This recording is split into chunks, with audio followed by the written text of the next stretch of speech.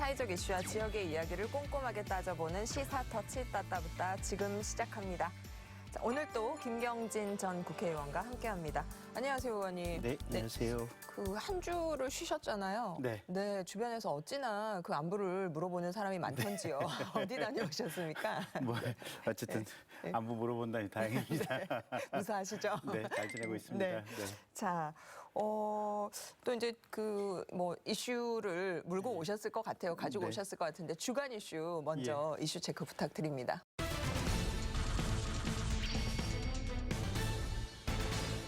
우리 주변에서 요새 이제 이런저런 얘기 많이 하고 있는 내용인데요. 네. 그 삼성전자 이재용 부회장이 지금 교도소에 수감 중에 있잖아요. 맞습니다. 그리고 네. 또 다른 사건으로 지금 재판 중에 있고. 네. 근데 사실은 우리나라 경제 수출에 있어서 한 20% 정도가 지금 반도체가 점유를 하고 있거든요. 네. 그러다 보니까 지금처럼 반도체 호황기에 네. 이재용 삼성전자 부회장을 사면해줘야 되는 것이 아니냐 이런 얘기들이 좀 많이 있는 것 같아요. 그래서 네. 대통령 이제 4년차 국정 기자회견에서도 아마 기자가 그 질문을 했었고. 네. 지금 뭐 반도체 경쟁이 세계적으로 격화되고 있어서 우리도 반도체 산업에 대한 경쟁력을 더욱더 높여 나갈 필요가 있는 것이 분명한 사실입니다. 그러나 또 마찬가지로 그런 여러 가지 형평성이라든지 과거의 선례라든지 국민 공감대 생각하지 않을 수 없습니다. 충분히 국민들 많은 의견을 들어서 판단해 나가겠습니다. 이제 저희가 생각할 때는 단칼에 이게 쉽지 않은 문제다라고 이렇게 그냥 얘기를 하실 것 같았는데 여지가 네. 좀 많이 남기는 말씀을 하셔서 뭐 어떤 여지를 남기셨나요? 네. 그 생각을 더 해보겠다고 했으니까 네. 지금까지는 정치인이라든지 또 재벌에 대해서는 원칙적으로 사면은 없다. 네. 그게 그리고 내가 대통령 선거 과정에서 공약했던 내용이다. 네. 이제 메시지가 분명했었는데 이번엔 조금 불분명하세요. 네. 그러니까 우리가 흔히 얘기하는 법 앞에 많이는 네. 그 평등해야 되는 거 아니겠습니까? 네, 죄를 네. 지었으면 네. 그에 따른 또 대가를 치러야 되는데. 그렇죠. 근데 이제 지금 저희 의원님 말씀하신 것처럼 이제 네. 반도체 문제, 뭐 우리나라에서 지금 반도체가 부족하다. 그리고 전 세계적으로 또 수요는 지금 급증하고 있다. 네. 이 시기에 이제 좀 책임지고 있는 오너, 네. 이 CEO가 그러니까 이제 실제로 뭐 역할을 크게 할 수 있기 때문에 이런 일련의 사면론의 불씨가 좀 이렇게 지펴지는 건가요? 그러니까 이제 이런 것 같아요. 코로나를 거치면서 네. 이제 어떻게 보면 국가 경제가 국민 측면에서 보면 이제 K자 양극화라 그래서 네. 굉장히 이제 부의 편중이 오히려 심화되고 있는데 네. 그러다 보니까 이게 상황이 더 안 좋아지는 국민들 입장에서는 삼성이라도 좀 잘 돼야지 우리가 조금 안심할 수 있겠느냐 아마 이런 민심들이 분명히 있는 것 같고 네. 그래서 실제 여론조사를 해보면 한 국민의 65%, 70% 조금 안 되는 비율이 아마 사면에 찬성한다고 하는 이런 내용이어가지고 국민 여론조사 결과가요. 그래서 국민의 민심 자체가 과거하고는 좀 많이 달라졌어요. 그럼 아마도 이제 대통령께서 국민의 정서를 좀 읽고 일련의 여지를 남기는 발언을 하신 거 그런 아닌가 것 같아요. 그렇게 추정해 볼 수 있겠네요. 그런 것 같은데 이제 문제는 고민이 그거예요. 사실은 이제 저도 국회의원을 할 때 보면 네. 삼성이 그러니까 삼성전자의 반도체 수출이 대한민국 수출의 20%를 차지한다고 하는 것도 사실은 국가 경제 시스템이나 구조적인 측면에서 보면은 상당히 좀 비정상적인 측면이 있고 네. 정말 다양하게 다변화가 돼 있어야 되거든요. 맞습니다. 근데 지금 만약에 사실은 삼성전자가 망해버린다면 대한민국의 세수의 몇 분의 1이 그냥 없어지는 그런 결과이기 때문에 네. 사실은 저도 불안하고 그러니까 그런 측면에서 보면 대한민국의 경제 구조가 굉장히 취약한 측면이 분명히 있다라는 게 하나가 있고 네. 체질 개선이 필요한데. 네. 예. 그다음에 두 번째는 네. 삼성이 국가 대한민국 안에서 사실은 권력은 아니지만 경제 사업 주체지만 어쩌면 국정원보다 더 세고 네. 어쩌면 검찰보다도 더 세고 어쩌면 대통령 권력보다도 더 센 대한민국 안에 최고의 권력이에요. 막강한 권력기관이에요. 네.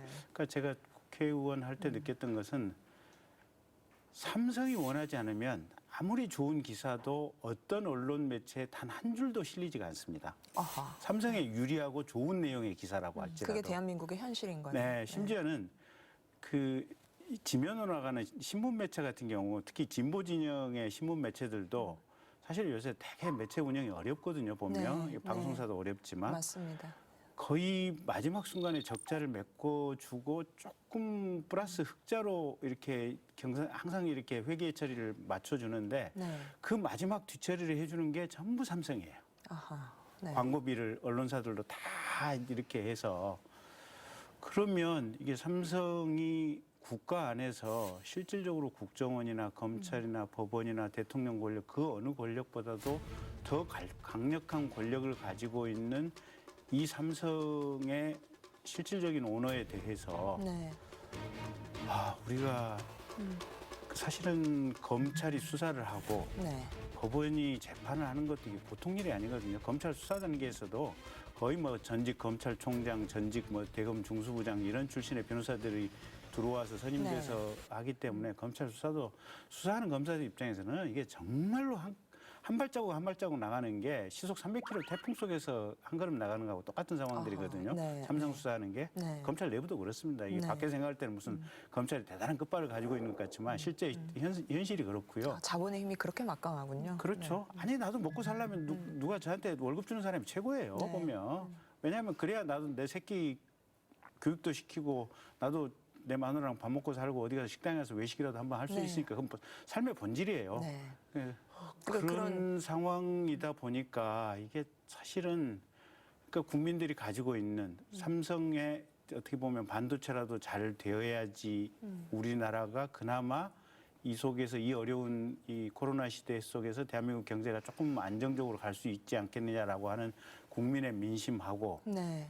하지만 또 냉정하게 들여다보면 이 삼성이 대한민국 안에서 최고 권력으로서 자신들 뜻대로 모든 것을 할 수 있는 이 위치 속에서 어렵사리 수사하고 재판했던 네. 이 결과까지 뒤집어 버린다면 정말 삼성은 국가 안에 어떻게 보면 최고의 어떤 권력기구로 정말 우뚝 서는 계기가 되는 것이 아니냐라는 이런 현실적인 고뇌 속에서 과연 그러면 우리 국민들은 어떤 선택을 해야 되고 우리 대통령은 어떤 선택을 해야 되는 것인지 사실은 이 이슈는 제가 우리 이 방송을 보시는 시청자 국민들께 네. 다 함께 한번 고민해 보십시다라는 측면에서 던지는 이슈였습니다. 질문을 던지시는 네, 거죠. 네, 네. 네. 자, 지금까지 이슈 체크였고요. 본격적인 주제 토크로 들어가 보도록 하겠습니다.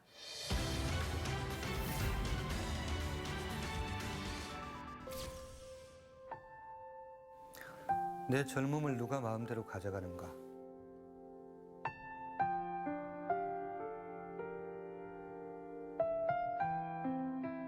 나는 지금 강제로 군대 훈련소로 끌려가고 있다.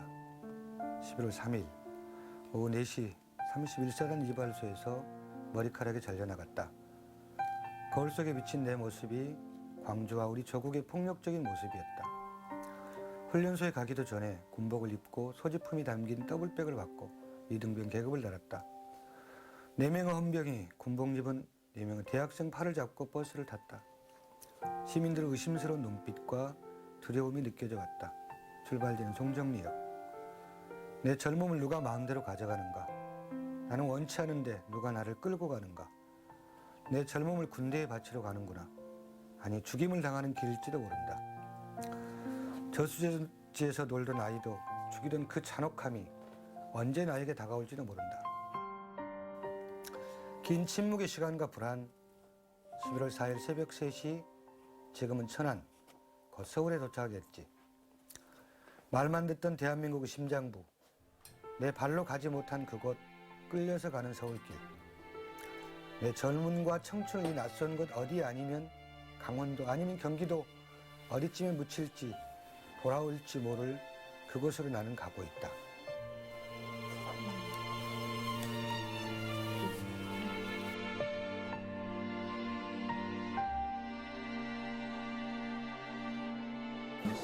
소중한 자녀로 역사자를 저희 남겨주시고 일단 좀 감안을 해주시고 앉아서 총리 좀 기억 나누시기 바랍니다.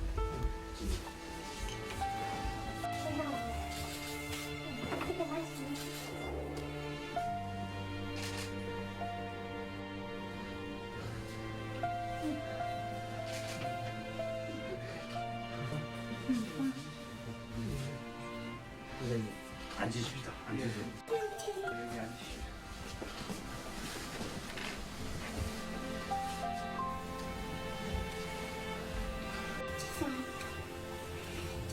말씀을 드리면서 또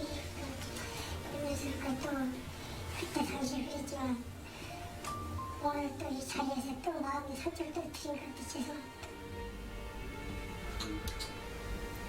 연기에 고맙고 한편으로는 우리 동생도 이제 좀 편안히 보내드릴 수 있지 않을까.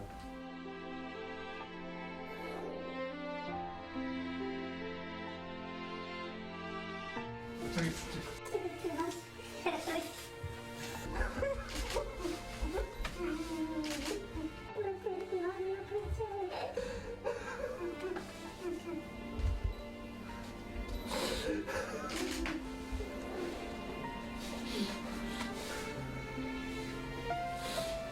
잊어버리시고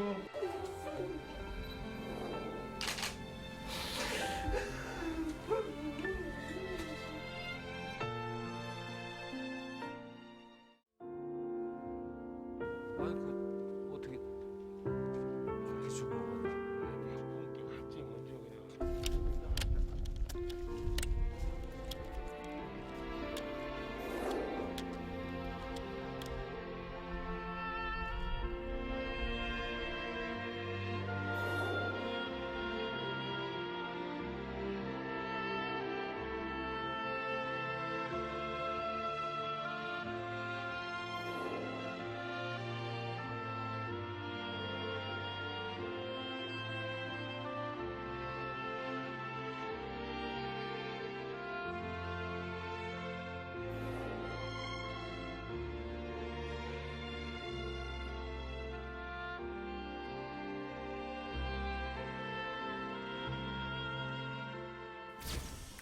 자, 방금 보신 영상은 5.18 민주화 운동에 참여를 했다가 이후에 학생 운동을 이어가면서 강제로 징집된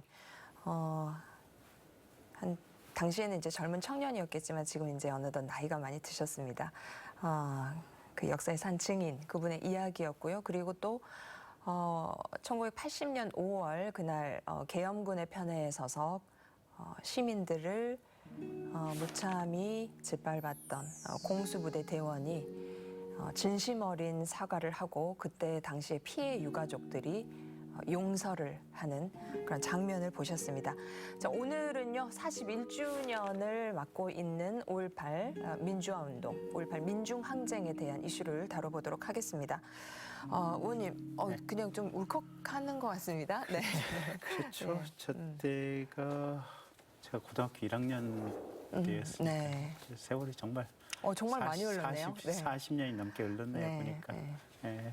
자, 그래서 오늘요 관련돼서 현안 이슈들 그리고 이제 계속 밝혀지고 있는 그런 진실에 대해서 관련해서 말씀 주실 전남대 5.18 그 연구소의 김희송 교수님 자리에 모셨습니다. 안녕하세요, 교수님. 안녕하세요, 김선입니다. 네.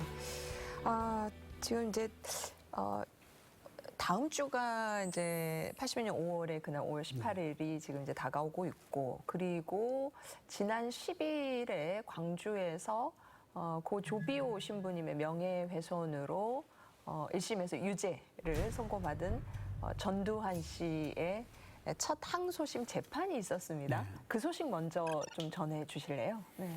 네, 전두환 씨 2심 재판이죠. 2심 재판이 10일 날 진행됐고, 네. 실은 이제 전두환 없는 전두환 재판이었죠. 이제 2심 재판이 시작이 되면 인정신문, 전두환인가를 확인하는 이런 이제 법적 절차이기 때문에 전두환이 당연히 출석해야 함에도 불구하고 출석하지 않았고, 네. 그러다 보니까 많은 이제 국민들, 그다음에 이제 강주 시민들은 또 5.18 주간에 전두환 씨가 강주에 오기 때문에 한가닥 그 신랄 같은 또 기대가 있었던 거죠. 전두환 씨가 강주에 와서 사죄하지는 않을까. 근데 전두환 씨가 말도 안 되는 이유로 출석하지 않았고, 그러다 보니까 2심 재판은 이제 5월 24일로 연기가 된 상태죠. 재판이 지금 연기가 된 연기를 시켰죠. 상태인 거죠. 예. 참, 이제 1심 판결의 의미를 좀 다시 한번 되짚어 보면, 뭐, 형량은 굉장히 가벼웠습니다만은, 이제 헬기, 사격이 실제로 있었다라는 것이 이제 지난 그 재판 과정에 있어서 뭐 증명이 되지 않았습니까?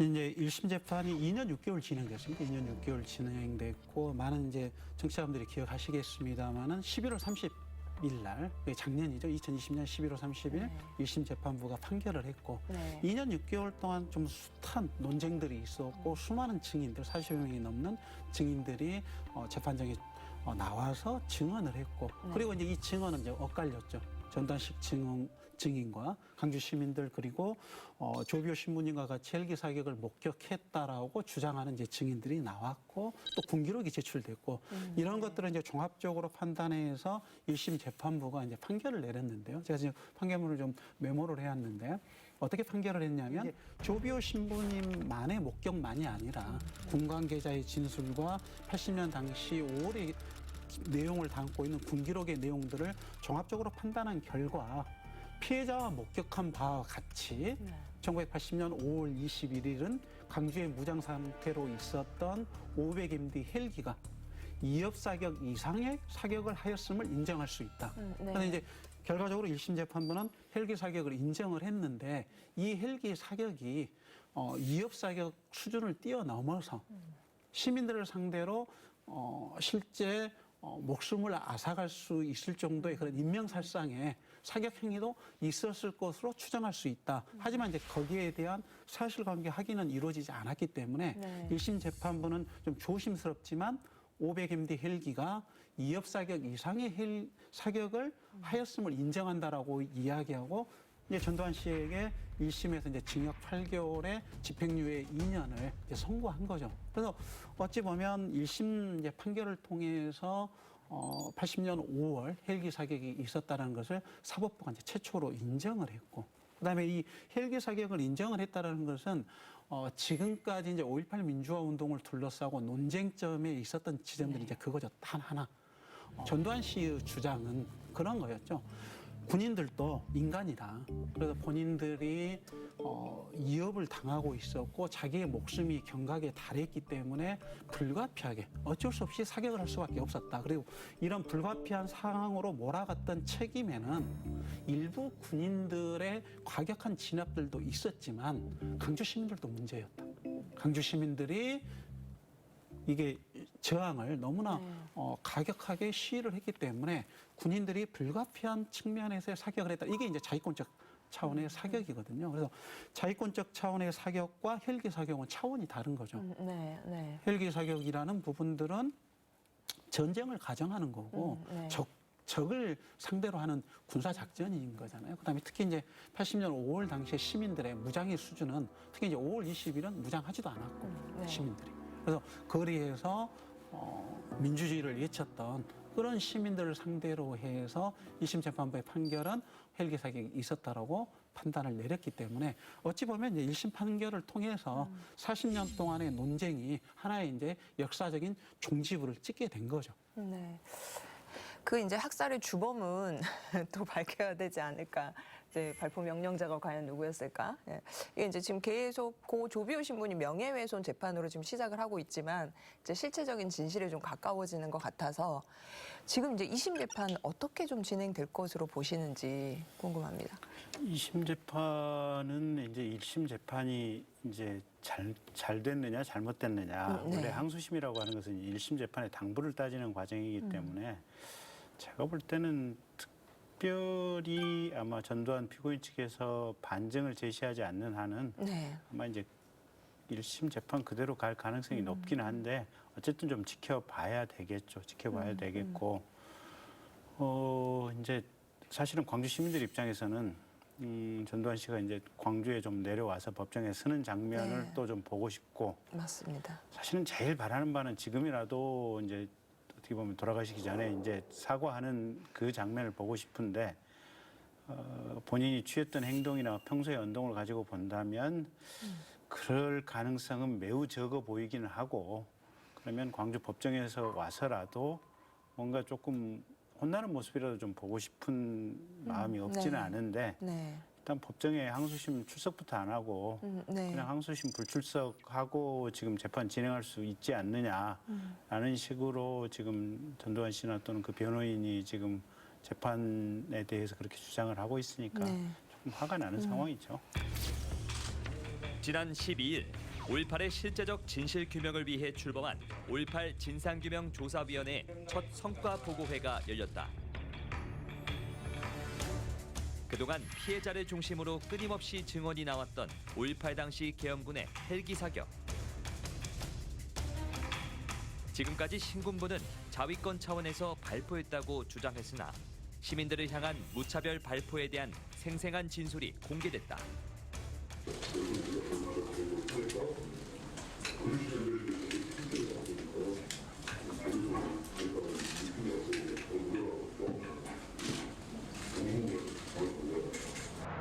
금남로 주요 건물에 저격수를 배치해 M60 기관총과 M1 소총으로 시민들을 향해 조준 사격했다는 것이다. 계엄군 출신의 증언과 현장 조사로 확인한 민간인 학살은 최소 18건으로 피해자 중에는 신혼부부도 있었다는 게 밝혀져 충격을 주고 있다. 5.18 진상규명조사위원회는 이번 조사를 토대로 전두환, 노태우 등 신군부 핵심 인사를 소환할 계획. 저희들에게 부여되고 있는 해당 지검을 통해서라도 조사 의뢰를 할 생각입니다. 전두환 씨 당연히 포함되고요. 정호영 씨는 저희에게 조사 신청을 요청해 왔습니다.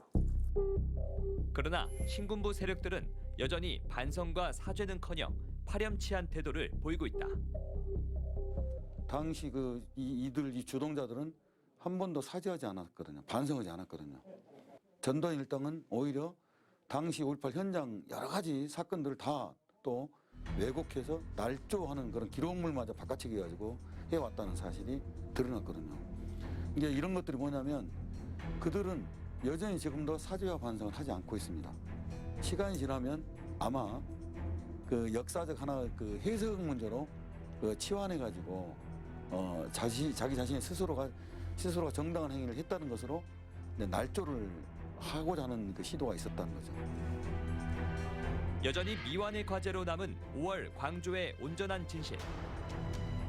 이번 조사를 통해 광주 시민을 대상으로 한 집단 발포가 사실로 드러난 만큼 발포 명령자를 명확히 규명해 은폐되고 조작된 그날의 진실이 낱낱이 드러나길 바라본다. 5.18 지금 진상규명조사위원회가 지금 이제 활동을 계속 해 나가고 있지 않습니까? 지금 어떤 지금 일련의 과정들을 갖고 진행을 해 나가고 계시는지 궁금해요. 이제 작년 5월부터 이제 본격적인 조사 활동을 시작했고 이번 주에 이제 조사 결과를 이제 발표를 했고 그래서 이제 많은 시민들이 궁금해하는 부분들이 뭐 전두환 씨의 재판에서도 확인됐던 내용입니다만은 실체적 진실, 그래서 헬기 사격이 존재했는지 하지 않았는지에 대한 실체적 진실, 그다음에 이제 지금 1심 재판부에서는 헬기 사격이 있었다고 했기 때문에 더 중요한 건 이제 그 다음은 헬기 사격에 대한 명령을 누가 내렸는지.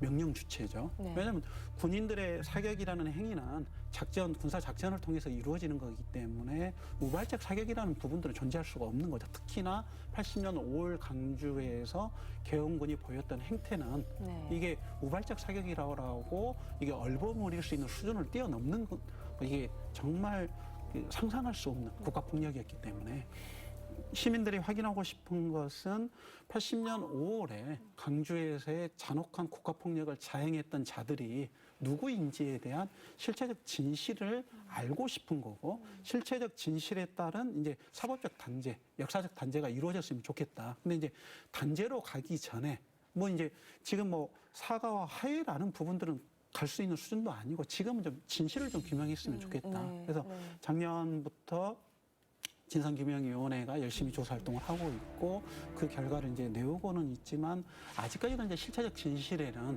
여전히 다가가지 못하고 있기 때문에 좀 아쉬움도 있고 기대감도 있는 그런 이제 상황인 거죠. 그 최근에 노먼 서프라는 그 기자분께서 그러니까 이제 1980년 그 당시에 그 우리나라 외신 기자로 와 계셨던.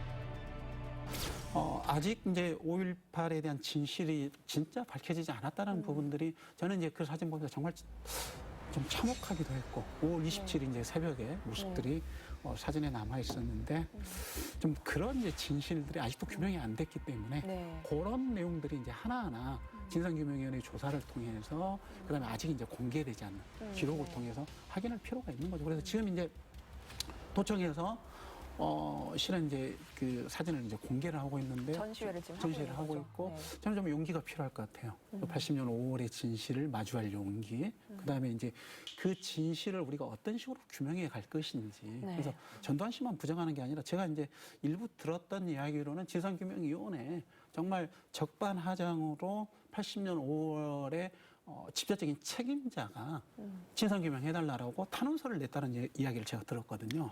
네. 실제 이제 일부 내용을 저도 이제 전원으로 들었습니다만은 진실을 통해서 사법적 단죄, 역사적 처벌을 받아야 될 자들이 41년 지난 지금도 본인들은 억울하기 때문에 80년 5월의 진실을 규명해달라고 진상규명위원회에 탄원서를 내고 있는 이 시대. 이번에 이제 40년 만에 노무섭프의 사진을 통해서 네. 저희들이 진짜 몰랐다. 그래서 저는 이제 80년 5월 27일 그 새벽에 무슨 일이 있었는지 진짜 모르기 때문에 그 처참한 그 사진들을 통해서 우리 시민들이 마지막 최후를 이렇게 저항하셨겠구나라는 걸 이제 사진을 통해서 확인하는 거죠. 그래서 이런 자료들이 하나하나 더 쌓인다라면 네. 저희들이 이제 모르는 5월의 진실들이 좀 총체적으로 재구성되지 않을까 그런 기대도 갖고 있는 거죠. 그러니까 눈으로 보면은 믿게 되잖아요. 일반인들은 이 사진을 보면서 그날의 정말 처참한 광경 넘어서서는 지금 대한민국의 민주화가 이런 희생을 치르고 이루어졌구나. 참 의미 있는 시간이고 이런 진실이 좀 다가가는 것 같아요, 의원님. 그렇죠. 그러니까 이제 정확히는 큰 틀에서는 네. 발포 명령 누가 했겠습니까? 전두환 씨가 했지. 근데 이제 이게 구체적인 과정이나 흐름이 명확하게 지금 문서나 증언으로서 입증이 안 되는 거예요, 사실은. 네. 그리고 이게 당시 전두환 노태우 씨도 사단장들 별 2개였잖아요, 보면. 네, 네. 그러니까 이게 육군 참모총장도 아니었고 사실은 군 내부의 소장파 장군들이 쿠데타를 일으켜가지고 군권을 장악을 하고 있었는데 네. 이 군권이 사실은 이 소장파들에 의해서 지금 완벽하게 장악이 됐었던 시점도 아니에요, 보면. 뒤섞여 있었던 시점들이에요, 보면. 그러다 보니까 사실은 이제 정상적인 책이라면 거의 이제 위에서부터 국방부 장관부터 쭉쭉쭉쭉 이제 지휘계통상으로 이제 어떻게 보면 발포 명령이 내려왔을 것이다. 통상적인 상황에서는 이렇게 봐야 되는데 이 상황 자체가 소장파들이 군 내부의 군권을 장악하고 그러면서 대한민국 전체의 권력을 장악해가는 이 과정 속에서 지금 광주 민주화 운동이 발생을 했고 그 와중에 어떻게 보면 총격이라든지 또 헬기 이제 사격 뭐 이런 것들이 있었기 때문에 네. 그러면 이 정상적인 지휘 계통을 건너뛰어서 가령 전두환 씨가 가령 특정 어떻게 보면 장교에게 직접 전화를 했었든지 뭐 이럴 가능성들도 충분히 지금 상황적으로 그런 증거가 나오고 증인이 그러니까 나와야 이제 되는데. 그런 어떤 인과관계라든지 네. 이런 부분들을 명확하게 찾아내는 것이 사실은 관건인데 네.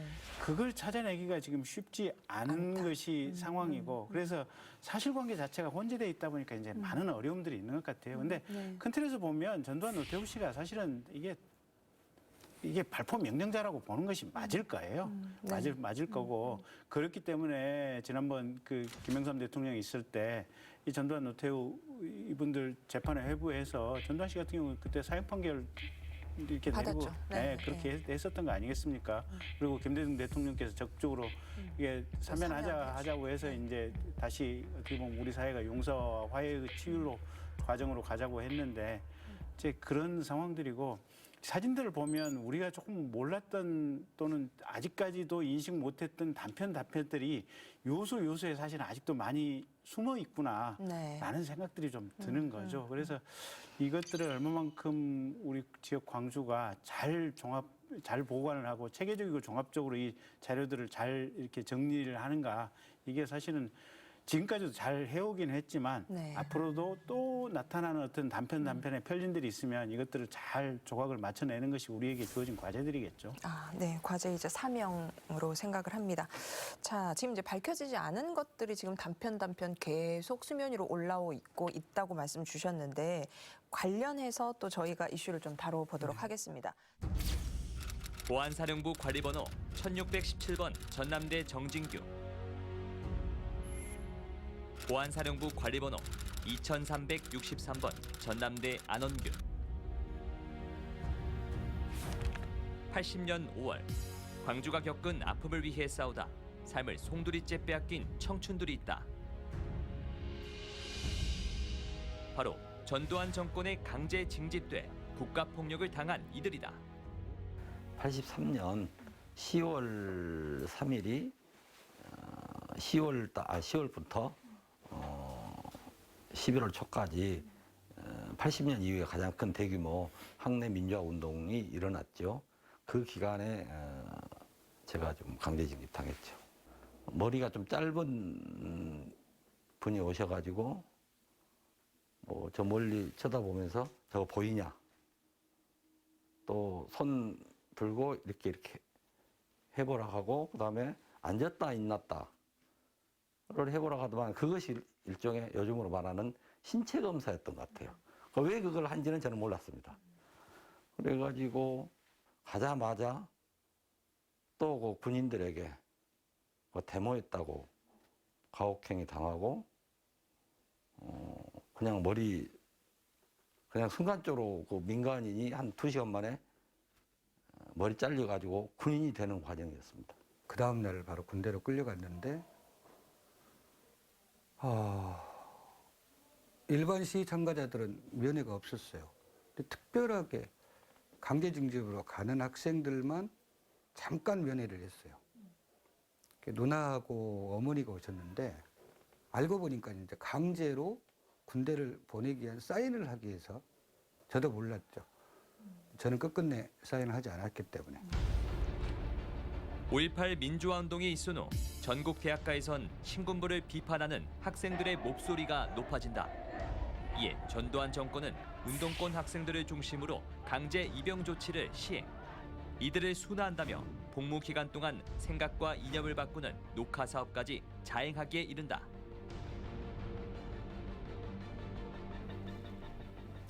군 생활을 한 6개월인가 됐을까요? 하고 났는데 갑작스럽게 휴가증이 나왔어요. 아니나 다를까 제가 휴가증을 받고 유병소를 막 나가니까 그 보안대 그 띠차가 와가지고 저를 보안대를 데리고 가서 거기서 이제 녹화 사업을 했습니다. 그 기간은 녹화 사업 기간이 한 일주일 정도였던 것 같습니다. 조그만 밀실에 요즘으로 말하면 A4 용지 같은 거, 갱지라 하죠, 시험지. 그거 한 묶음, 그리고 모나미 볼펜 한 타스 놓고 지금까지 읽었던 책 독후감 다 쓸 것, 그리고 지금까지 학내 민주화 운동을 하는 과정 속에서 만난 사람들 인상착의, 대화했던 내용 다 쓸 것. 그리고 이제 그 과정이 끝나니까 책을 줘요. 그때 그 김대중 전 대통령 북한의 지령을 받고 활동을 하고 북한의 자금을 받아서 활동을 하기 때문에 여러분들은 거기에 이용당하고 있다. 그런 내용들 유사한 내용이었던 거예요. 정신순화 교육이라는 미명 아래 이뤄진 군 생활은 꿈 많던 청춘들의 인권을 짓밟았고, 이들이 관리번호를 붙여 동료들의 동향을 파악하거나 학내 시위 계획 등 첩보를 수집하는 프락치 활동을 강요하기도 했다.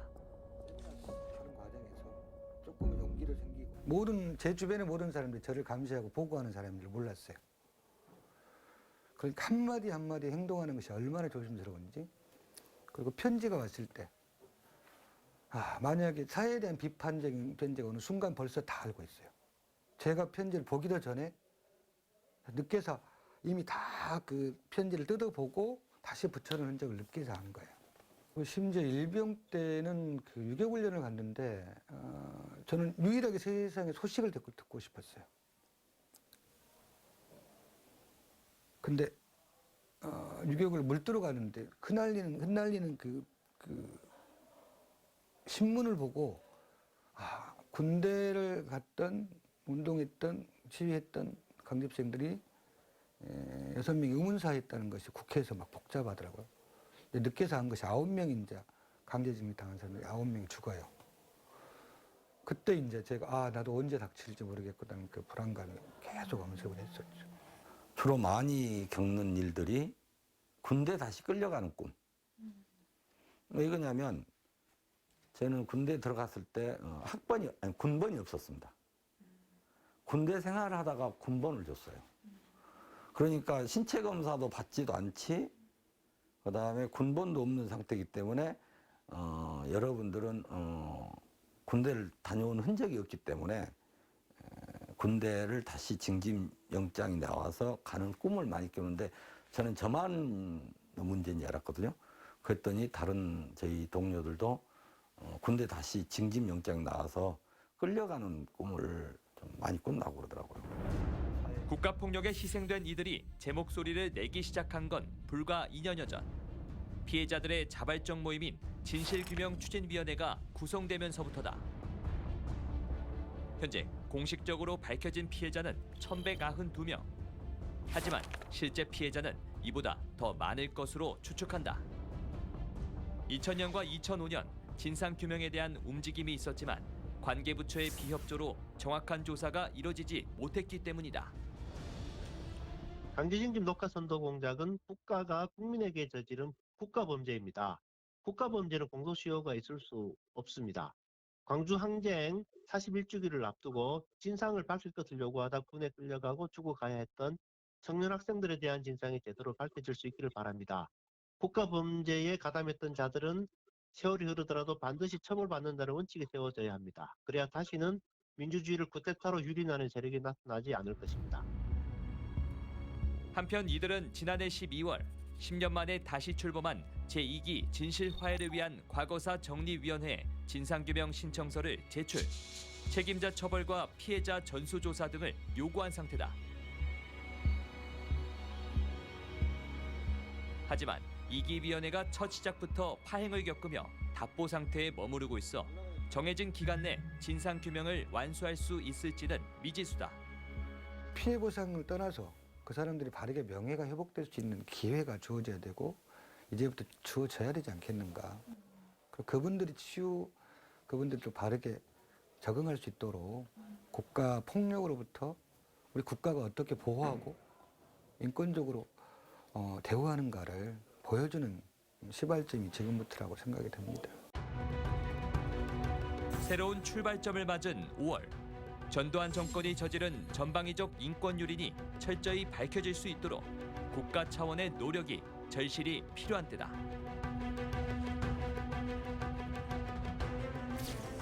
자, 지금 이제 영상을 보시면서 저희 시청자분들께서 상당히 의아해하고 또 충격을 받으신 분들도 있으실 것 같습니다.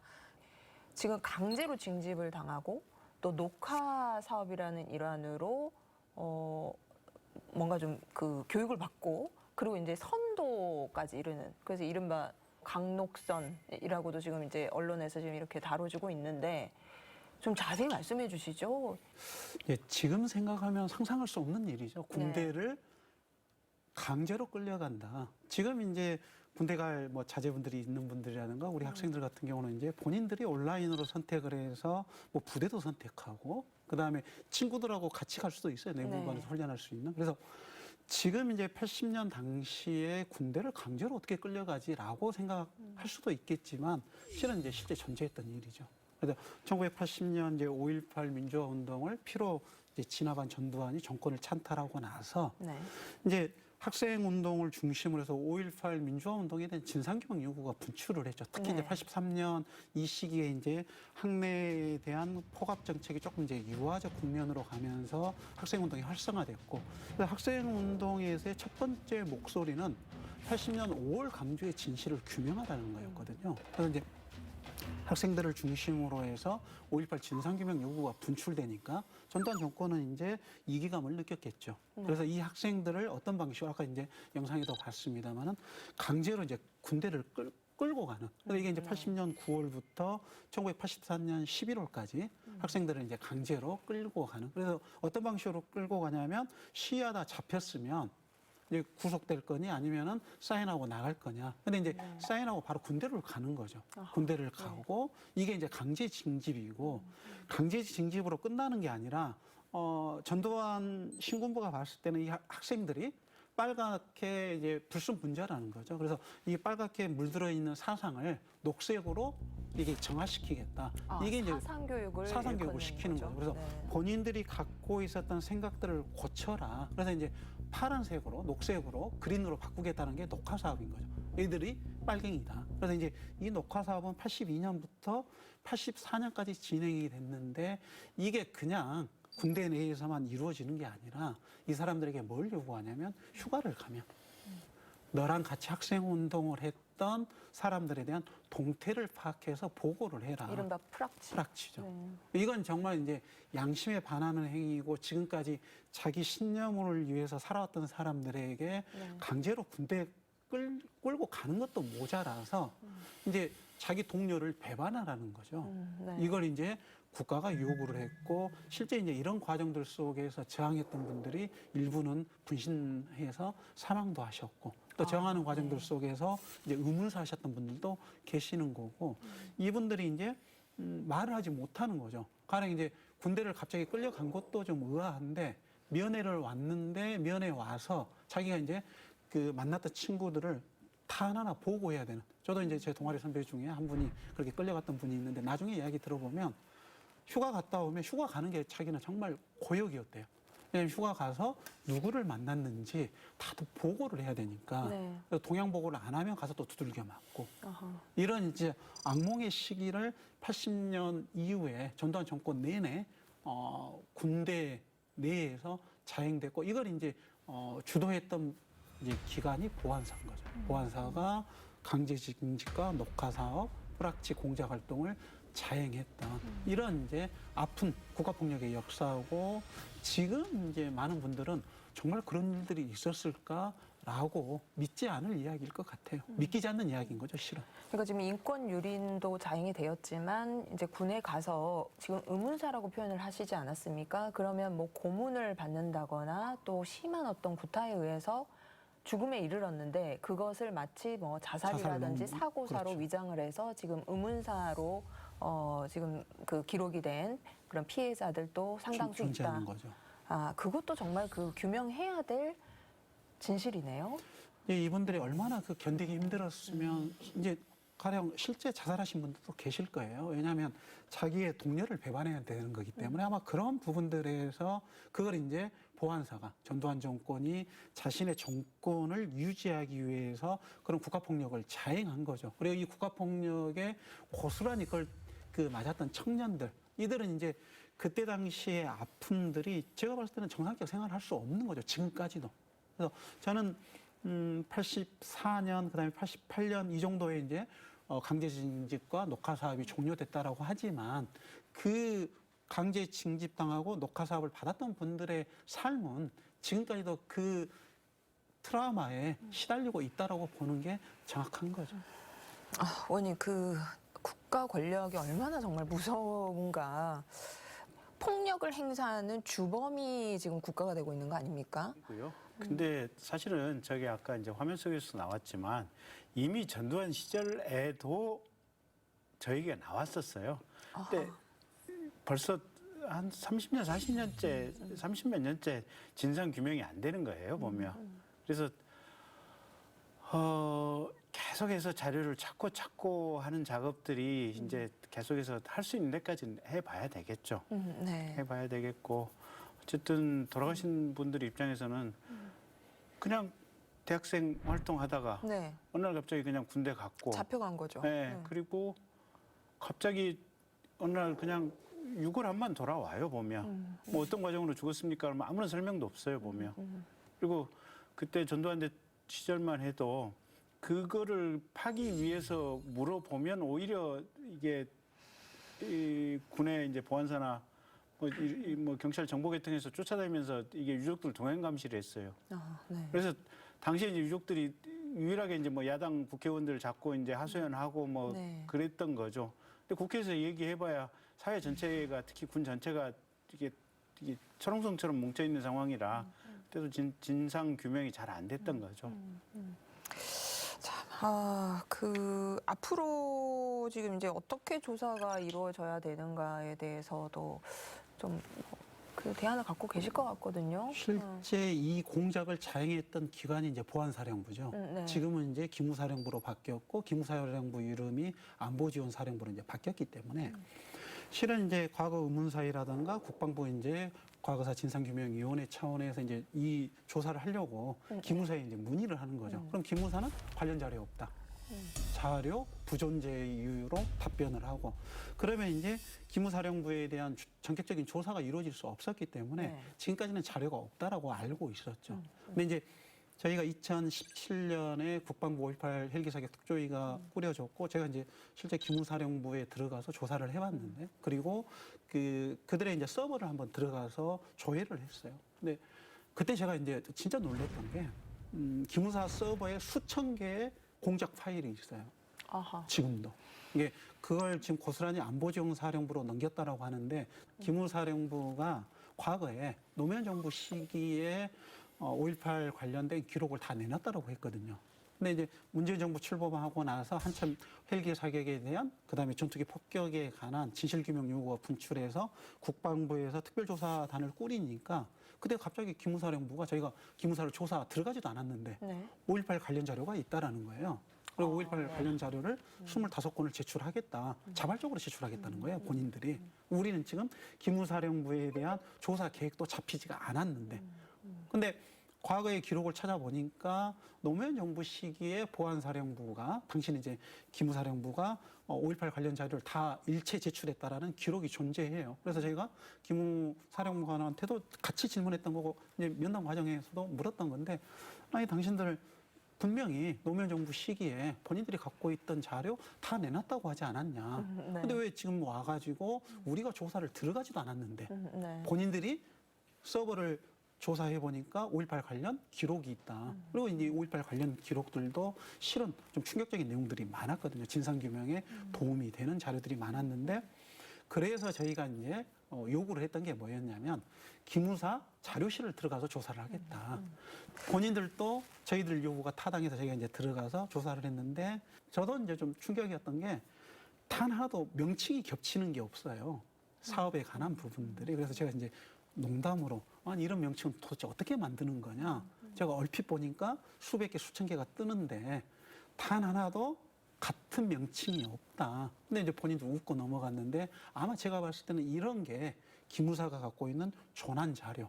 근데 지금 그나마 조금 나아지는 게 기무사령부가 이제 안보지원사령부로 해체가 되면서 이 관련 자료 일체를 본인들 표현으로는 이건 이제 국가기록으로 넘겼다라고 했거든요. 네. 5.18 관련 자료를 네. 넘겼다. 그리고 80년 당시에 암울했던 정치 공작에 관한 기록들도 본인들은 넘겼다라고 했기 때문에 그리고 이제 지금의 안보지원사령부는 당시에 어두운 보안사령부, 기무사령부로 이어지는 이 역사하고는 우리는 단절했다. 이렇게 지금 이제 호언장담을 하고 있기 때문에 80년 당시에 강제징집과 녹화사업의 주체는 보안사령부라는 건 확실히 확인이 됐고 그리고 일부의 이제 보안사령부에 조난 자료가 있다는 거 확인이 되고 있기 때문에 네. 이 조난 자료들이 지금 현재는 서버에 조난되고 있다. 그렇다면 그 자료를 공개한다라면 강제징집과 녹화사업의 전모가 좀 네. 드러나지 않을까라는 이제 기대를 하고 있고 이번에 이제 이익이 과거사위원회가 출범을 했기 때문에 과거사위원회에서 이 역할을 우선적으로 좀 해야 될 필요가 있겠죠. 근데 이제 말씀을 들으면 어느 정도 계속 진척이 있는 것 같아요. 그런데 이제 과연 이것을 지금 과거사위원회가 조사를 할 것인지 또 5.18 진상규명조사위가 또 이제 이것을 조사를 할 것인지 그 주체도 좀 확실해야 될 필요가 있을 것 같고 그리고 이제 또 이것을 우리가 규명하면 당연히 또 이제 책임자에 대한 처벌 문제도 언급이 되지 않겠습니까? 그럼 이제 기무사가 과거와 자기들을 뭐 절연하고 이제 새로운 어떤 그런 보안사로 탄생을 하겠다 발표는 했지만 그에 대한 또 책임도 져야 되거든요. 그래서 이런 조사 과정이 또 그리 순탄치만은 않을 것으로 또 추정이 되는데 어떻게 보십니까, 의원님? 근데 아니 정말로 정보 제공만 된다면 사실 그리 어렵지 않을 수도 있어요. 그리고 그때 당시 그걸 주도하셨던 분들은 아마 이미 돌아가신 분도 상당수 되고 거의 이제 아마 70대, 80대 뭐 이 정도 되실 거예요. 살아계신 분들도. 그렇기 때문에 아마 이게 자료를 보게 된다면 특히 그 돌아가신 분들의 유족들이 살아계신다면 그나마 상황이라도 파악하고 조금 네. 뭐랄까 마음속에 원한이라도 조금 풀릴 수 있는 네. 그런 계기가 되겠죠. 네. 자, 이제 저희가 마지막 좀 그 현안인데요. 지금 41주년 5.18 민중항쟁 이제 기념일을 곧 맞이한 입장에서 지금 다루고 있는데 미얀마의 상황을 짚고 넘어가지 아니할 수가 없겠습니다.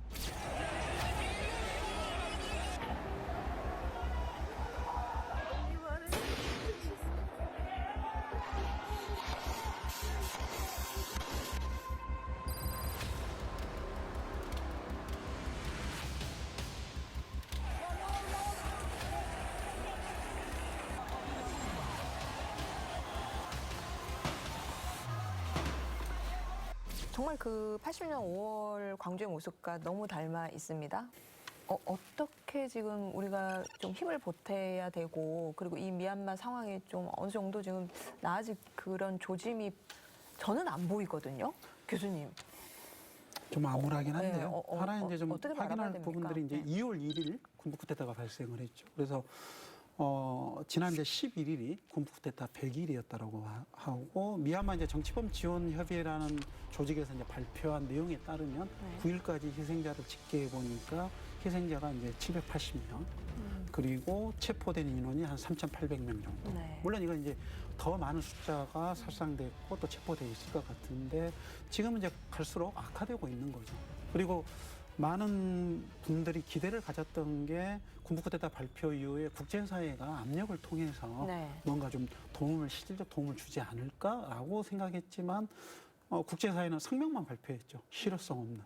그리고 실효성이 없다 보니까 미얀마 군부는 버젓이 시민들을 지금도 여전히 학살하고 있고 더 교묘한 방식으로 군부 정권을 유지하기 위한 철권 통치를 지금 이제 강행하고 있는 거고 80년 5월 광주는 18일부터 27일까지는 10일간의 항쟁이었지 않습니까? 근데 벌써 이제 미얀마는 그 10배의 100일이 지나고 있고 또 군이 시민들을 강주에서 했던 그 모습 그대로 학살을 하고 있기 때문에 좀 아픈 그다음에 안타까운 좀 상황이 지속되고 있다 이렇게 볼 수 있죠. 한거의 의지가 꺾이지 않는 것을 다행으로 여겨야 될지 아니면 정말 그 우려로 생각을 해야 될지 왜냐하면 계속 희생자가 나오는 거 아니겠습니까? 되게 종국에는 이제 민주화를 이룩하리라 믿어 의심치 않습니다만은 그러면 우리 지금 광주하고 정부 대한민국 정부에서는 좀 어떤 지금 지원 내지는 좀 함께 연대 의식을 가지고 좀 도움을 보태고 있는지 그것도 궁금하거든요. 80년 5월 이제 강주 시민들이 경험했던 게 고립이었죠. 고립되는 부분들 속에서 우리만 이렇게 당하고 있는 건 아닐까라는 이제 또 절망감도 있었기 때문에 지금 이제 강주 지역 시민사회를 중심으로 해서 특히 이제 대한민국이 주도적으로 하고 있는 부분들이 미얀마 민주화 운동에 대해서 우리는 적극적으로 지지하고 있고 연대하고 있다라는 이런 의사를 계속 표현해 주는 거죠. 그나마 80년 5월과 달라진 부분들은 이제 지금은 이제 SNS 이런 부분들도 많이 활성화됐고 물론 미얀마 군부가 인터넷을 통제는 하고 있지만 인터넷을 통해서 우리가 미얀마의 아픈 민주화 운동을 지지하고 있다. 이걸 계속 이제 시그널을 보내주고 있는 거죠. 네. 그리고 제가 봤을 때는 실질적인 국제적인 압력이 가해져야 되는데 지금 이제 국제관계가 워낙 복잡하게 얽혀 있고 있고 그다음에 또 이해관계라는 부분들 특히 이제 미얀마가 중국의 영향력이 있기 때문에 미중 간의 어떤 갈등 이게 다 국제정치적인 부분들이 복합적으로 영향을 미치고 있어서 실질적인 도움을 주지는 못할 것 같다.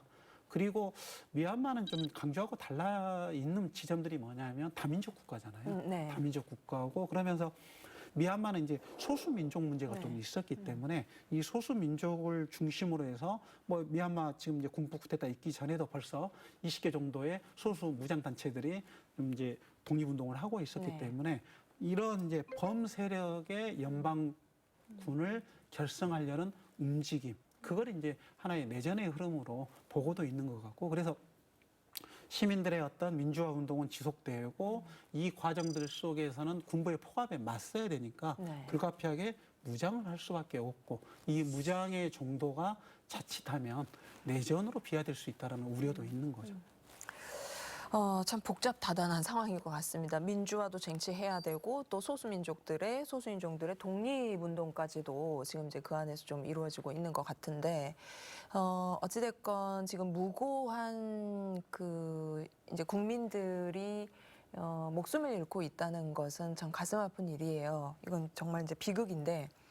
의원님 지금 우리가 이 정도의 힘을 보태주는 것밖에 지금 할 수가 없거든요. 또 국제 정세상 또 어떤 외교 관계도 있기 때문에 딱 이 정도가 바람직해 보입니까? 아니면 더 나아가서 그래도 민주화의 성지인 광주 대한민국이 좀 더 주도권을 가지고 뭔가 이렇게 행사를 해야 되는지 또 할 수 있는지 궁금하거든요. 어려운 문제예요. 어려운 문제고 국가나 또 우리 국민들이 철학적으로 뭘 목표로 하느냐에 따라 달린 문제이기도 한데 중요한 거는 저는 그렇게 생각해요. 민주주의나 드높은 어떻게 보면 국가 전체의 정신적인 수준이라고 하는 것은 사회 정치 수준이라고 하는 것은 스스로 쟁취하는 것이지 밖에서 쟁취시켜 줄 수가 없는 거예요. 그래서 밖에서 쟁취시켜 준다고 한다면 그 기반의 토대는 지극히 취약할 수밖에 없는 거고 그래서 사실은 아니 뭐 이론적으로 한다면 미국이 파병을 못 하겠습니까? 뭐 중국이 파병을 못 하겠습니까? 대한민국이 파병을 못 하겠습니까? 아니면 유엔이 사실은 뭐 물론 이제 상임위서 뭐 안보리에서 네. 뭐 중국이 반대는 할 수도 있지만 또 전체적으로 결의도 할 수 있고 이런 데서 선뜻 못 들어가는 이유가 첫째는 매우 복잡해서 그렇고 두 번째 국가 내부의 민주주의 문제는 국가 내부에서 알아서 결정하는 것이 가장 최선의 어떻게 보면 방식이다라고 하는데 역사적으로 많은 국가들이 경험을 했기 때문에 그런 거고요. 그래서 미얀마 군부가 했던 어떤 잔혹한 행위에 대해서는 우리가 그걸 전 세계적으로 널리 알려주는 인터넷 시대에 그런 역할을 하고 우리가 응원한다 이 메시지를 자꾸 보여주는 이게 아마 가장 좋은 것이 아닌가 싶습니다. 물론 안타깝긴 하지만 더 이상 들어가는 것은 굉장히 많이 생각해야 현실적으로 제약이 될 따른다. 요소들이 있지 않나 싶습니다. 지금 이제 모금 활동도 하고 있거든요. 그러니까 우리 이제 방송 보는 시도민들부터서도 미얀마 문제에 대해서 정말 같이 공감하고 인식하고 이렇게 측면에서 힘을 보태주는 거 그게 모이면 큰 힘이 되고 군부는 또 계속 이제 코너에 몰릴 거 아닙니까? 네. 그래서 또 어떤 새로운 어떤 그 전환점을 마련을 할 수도 있겠다라는 희망을 가지고. 마음을 모으고 힘을 보태주는 거 그게 최선의 방법이다. 그렇게 제가 정리해도 되겠습니까, 의원님? 네, 참 안타깝습니다. 자, 김희성 교수님 오늘 이렇게 또 잘 해주셨는데 마지막으로 한 말씀 부탁드리겠습니다. 이제 80년 5월에 이제 41주기가 왔고 그래서 이제 지금 이제 과거사를 정리하자는 아까 말씀 계셨는데 그건 진실에 기반할 수밖에 없다.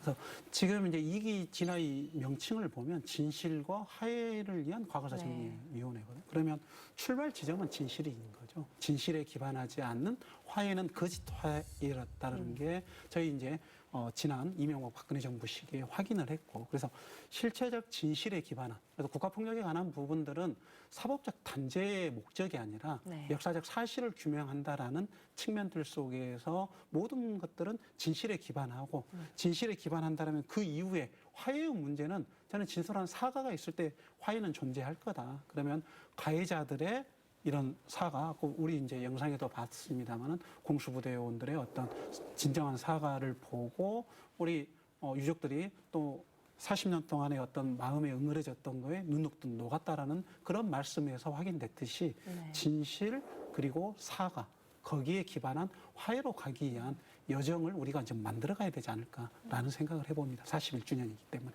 네. 의원님 오늘 마무리 발언 부탁드리겠습니다. 예, 우리 교수님도 그렇고 또 이런 역할들 일선에서 적극적으로 수행해 주시니까 고맙기도 하고 든든하기도 하고 또 어쨌든 우리 대한민국의 부끄러운 과거의 역사를 아주 명확하게 세세하게 정리해 놓는 것이 우리 후손들을 위해서 반드시 필요한 작업이 아닌가 싶고요. 끝까지 최선을 다해 주시기를 빌겠습니다. 네. 자, 다가오는 17일이 바로 41주년 5.18 민중항쟁 기념행사 전야제가 있는 날입니다. 이를 시작으로 비대면 그리고 안전한 대면 행사가 다채롭게 준비가 되어 있는 것으로 알고 있습니다. 공식 홈페이지를 접속을 해서 시도민 여러분께서 정보를 확인하고 꼭 함께 동참해 주시기를 부탁드립니다. 이것이 바로 5월 정신 계승 그리고 미얀마의 세계 민주주의를 위한 연대의 시작이자 실천이 아닐까 생각이 듭니다. 자, 오늘 시사터치 따따따 저희가 준비한 내용은 여기까지고요. 다음 주 이 시간에 다시 찾아뵙도록 하겠습니다. 고맙습니다.